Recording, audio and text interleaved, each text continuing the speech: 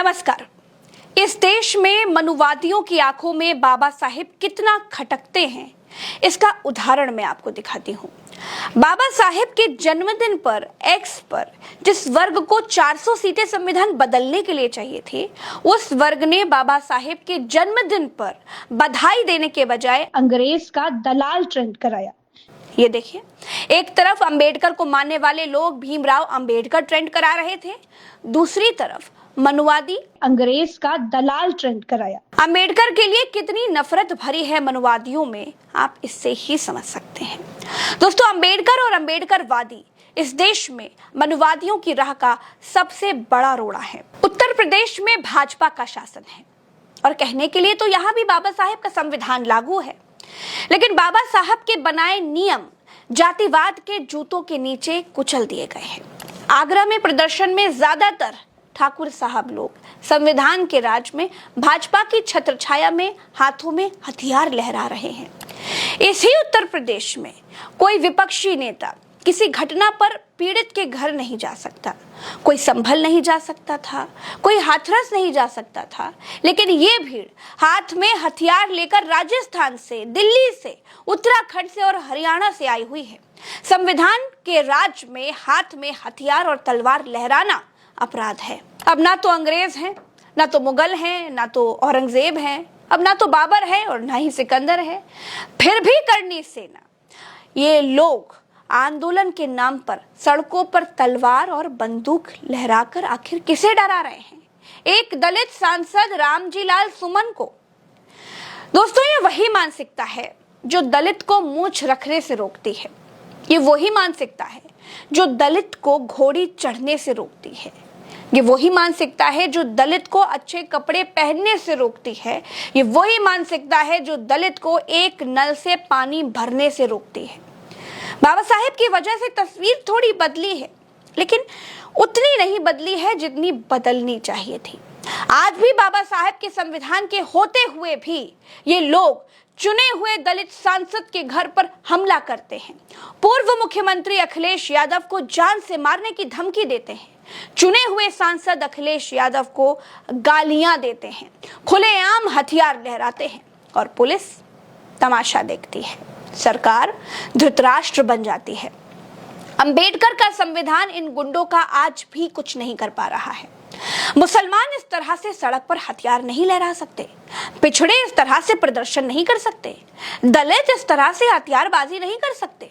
लेकिन बाबा साहेब के संविधान के होते हुए ठाकुर राज में ये ठाकुर खड़नी सेना को हथियार लहराने की, दलित सांसद के घर पर हमला बोलने की पूरी आजादी है। दोस्तों, रिपोर्ट कहती है कि आगरा में जिस जगह पर ये सेना सरकार के होते हुए हथियार लहरा रही थी, वहां पर पुलिस भी थी, लेकिन पुलिस इनके आते ही खिसक गई। नरेंद्र मोदी को 400 सीटें संविधान बदलने के लिए चाहिए थी।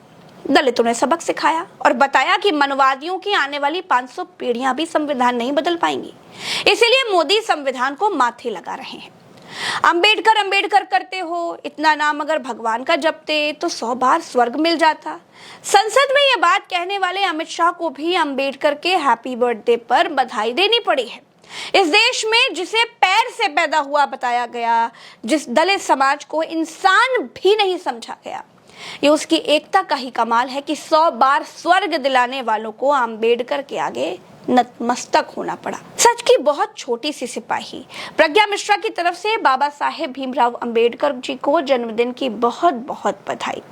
अगर बाबा साहेब ना होते तो कब का बोलने का अधिकार, सच दिखाने का अधिकार, सच लिखने का अधिकार, आवाज उठाने का अधिकार नॉन बायोलॉजिकल सरकार ने खत्म कर दिया होता।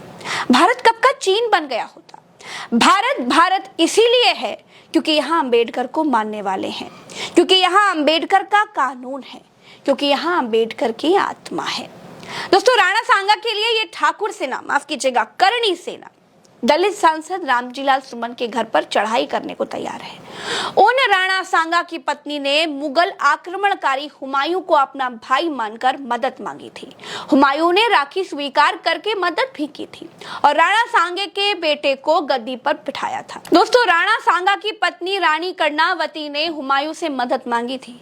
यह घटना राणा सांगा की मृत्यु यानी 1528 के बाद की है, जब रानी कर्णावती अपने पुत्र विक्रमादित्य के संरक्षक के रूप में चित्तौड़ का शासन संभाल रही थी। 1535 में जब गुजरात के सुल्तान बहादुर शाह ने चित्तौड़ पर हमला किया तो रानी कर्णावती ने मेवाड़ की रक्षा के लिए मुगल सम्राट हुमायूं को राखी भेजी। ये राखी भेजने का काम प्रतीकात्मक संदेश था, जिसमें उन्होंने हुमायूं को अपना भाई मानकर चित्तौड़ की रक्षा के लिए सहायता मांगी थी। हुमायूं ने राखी के सम्मान में चित्तौड़ की ओर कूच किया, लेकिन वो समय पर नहीं पहुंच पाए और चित्तौड़ में रानी कर्णावती और अन्य राजपूत महिलाओं को जौहर करना पड़ा। तो राणा सांगा के सम्मान में लड़ने वाले मुगलों से नफरत करने वाले सिर्फ राजनीतिक ढोंग कर रहे हैं और उत्तर प्रदेश में सत्ता की मिली भगत से सजातीय लोगों को तलवारें लहराने और भय का माहौल बनाने की मौन इजाजत दी जा रही है। दोस्तों, इस वीडियो में इतना ही।